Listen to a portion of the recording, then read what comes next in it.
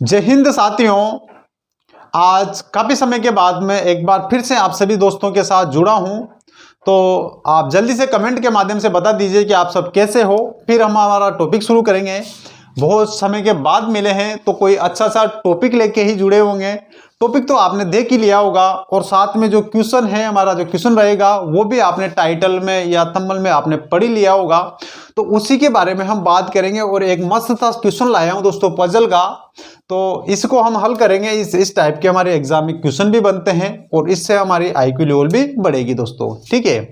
तो क्वेश्चन है हमारा दोस्तों आज का कि कोई व्यक्ति है जिसको वसीयत में, वसीयत जानते हो ना, ये जो आपने वसीयत सब पढ़ रहे हो ना, जो हमारे पूर्वजों से हमें जो संपत्ति प्राप्त होती है उससे हम वसीयत के नाम से जानते हैं, वसीयत बोलते हैं उसको, ठीक है। उसमें संपत्ति में कोई भी हो सकता है, हमारी जमीन हो सकती है, गाय घोड़े हो सकते हैं, या कोई और भी धन और जो भी हो वो सब सारी चीजें हो सकती है, ठीक है।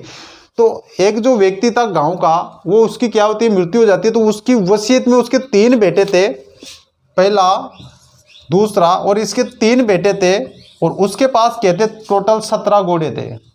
तो वो उसके बाद में जब उसकी मृत्यु होती है तो मृत्यु के पहले वो बोल देता है कि मेरे पहले वाले बेटे को जो मेरी वसीयत है, मेरे घोड़े हैं 17 घोड़े, उसमें से 1/2 हिस्सा मिलेगा, दूसरे वाले को 1/3 मिलेगा और तीसरे वाले को मिलेगा यहाँ पर 1/9 हिस्सा मिलेगा। यहाँ पर घोड़े कितने हैं, यहाँ पर टोटल 17 घोड़े हैं। तो मेरी मृत्यु के बाद में जो मेरी वसीयत में मेरे पास 17 घोड़े हैं, उसको मेरे बेटों में कुछ इस प्रकार से बांटा जाए। हो सकता है किसी को जो कोई एक बेटा होता है जो ज़्यादा प्रिय होता है, तो उसने उसको, पहला वाला बेटा हो सकता है ज़्यादा प्रिय हो, तो इसको अपनी वसीयत, अपनी संपत्ति का कितना हिस्सा देना है, इसको 1/2 देना है, दूसरे वाले को 1/3 देना है और तीसरे वाले को 1/9 हिस्सा देना है, ठीक है। उसके बाद में वो मर जाता है। तो होता क्या है कि उसकी जो अब समस्या खड़ी होगी कि कुल घोड़े कितने हैं, यहाँ पर 17 हैं, उसको 3 बेटों में इस प्रकार से बांटना है। तो कैसे बांटे, आप भी अपने एक बार वीडियो को रोक कर इसको बांट के देखिए कि आप कैसी प्रकार से इसको बांटेंगे। लेकिन देखो, किसी को कम ज़्यादा नहीं होना चाहिए, ये जो इसमें बता के गया था उसी हिसाब से इनको बांटना है हमारे यहाँ पर। तो देखिए दोस्तों, यहाँ पर 17 घोड़े को 3 बेटों में बांटना है और कुछ इस प्रकार से बांटना है। यहाँ पर देखिए आप, यहाँ पर कुछ 17 है तो 17 का 1/2 करेंगे अपन। तो 1/2 17 का कैसे करेंगे हम, देखो आप, कोई जमीन थोड़ी है जो कि आधा आधा बांट लेंगे। ये क्या है, जो दोस्तों जानवर है, पशु हैं, इनको बांटेंगे तो इसको ऐसे काटेंगे तो फिर इसकी तो मृत्यु हो जाएगी। तो किसी का काम का नहीं, तो ऐसे भी नहीं कर सकते, तो 1/2 भी नहीं कर सकते इसका।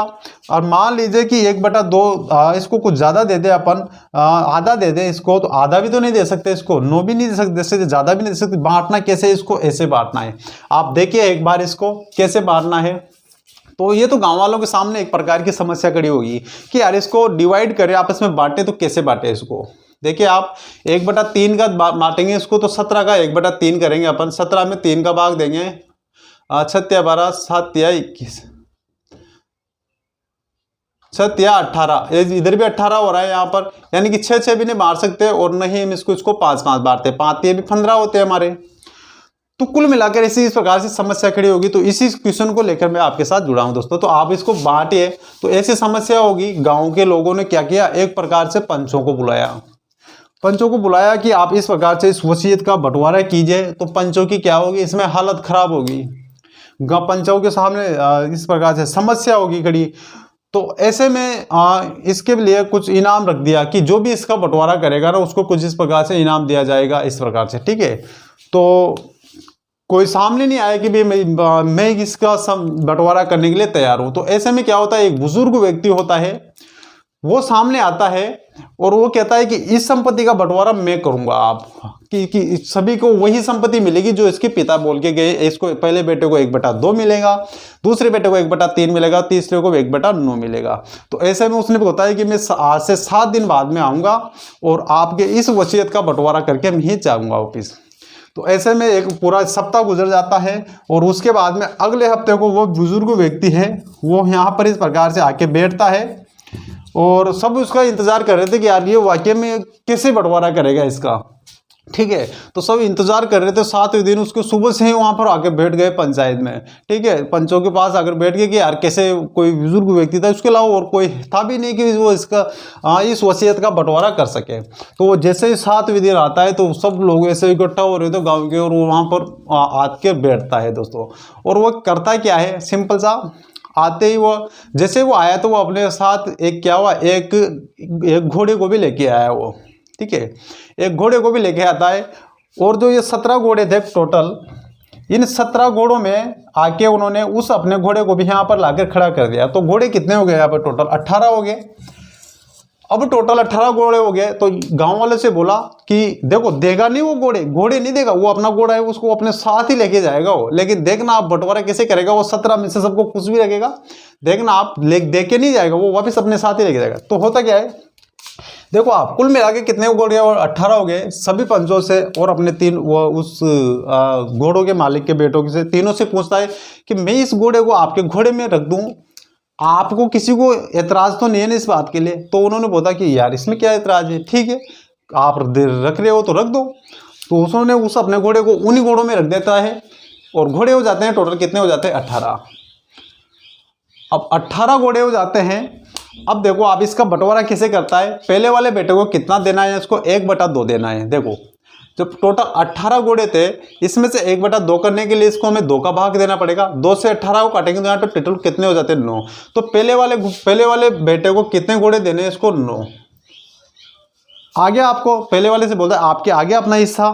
हाँ भाई जो बुजुर्ग व्यक्ति थे, हाँ दादाजी जो भी, हमारे मैं खुश हूँ, मेरे आधा मेरा जो हिस्सा था वो मेरे आ चुका है। अब करना है हमें दूसरे वाले का। तो दूसरे वाले का कितना हिस्सा है, 1/3 हिस्सा है। तो 1/3 हिस्सा के लिए हमें क्या करना पड़ेगा, वही 18 लेंगे। टोटल कितने 18 को हम किन से काटेंगे, 3 से काटेंगे। तो 18 को 3 से काटे तो इसको देने हैं कुल 6 घोड़े देने। इसको कितने घोड़े देने, इसको देने हैं 6 घोड़े। तो दूसरे वाले बेटे से पूछा कि तो बेटा आप बताओ कि आपका अपना हिस्सा आया कि नहीं आया। तो उसने बोला कि हाँ भाई मेरा 1/3 हिस्सा मेरे कुल मिला के 6 घोड़े आ गए हैं। उसके बाद में तीसरे वाले को देना है अपन को 1/9 हिस्सा देना है। तो यहाँ पर टोटल घोड़े कितने थे, यहाँ पर 18 थे, उसका 1/9 हिस्सा काटेंगे। तो इसको क्या करेंगे, सिंपली 18 को क्या किससे काटेंगे, 9 से काटेंगे। तो 18 को 9 से काटे तो यहाँ पर कितने आ गए, 2 आ गए। तो यानी कि इसको कितने घोड़े देने हैं, इसको दे लें टोटल 2 घोड़े देने हैं इसको। तो तीसरे वाले बेटे से पूछा क्या बेटा आपके अपना हिस्सा आया। तो बेटा बोलता है कि हाँ मेरा जो हिस्सा था 1/9 वो मेरे पास आ चुका है। अब देखो आप इसके बाद में टोटल घोड़े को जोड़ेंगे। 9 से कितने होते हैं, 15 होते हैं। 15 2 कितने होते हैं, यहाँ पर 15 और 2 होते हैं हमारे टोटल 17। घोड़ों की संख्या कितनी तो होगी थी, 1 लाने के बाद में 18 हो गई थी। तो जो एक घोड़ा है वो वापस उसी बुजुर्ग व्यक्ति अपने साथ लेकर और वो अपने घोड़े को ले जाता है। और जो घोड़ों की जो संख्या, वो जो बंटवारा था, और सारे व्यक्ति उसकी तरफ देखते रह जाते हैं कि यार ये बुजुर्ग वाकई में यार कमाल कर गया, यार कैसे किया उसने सब कुछ।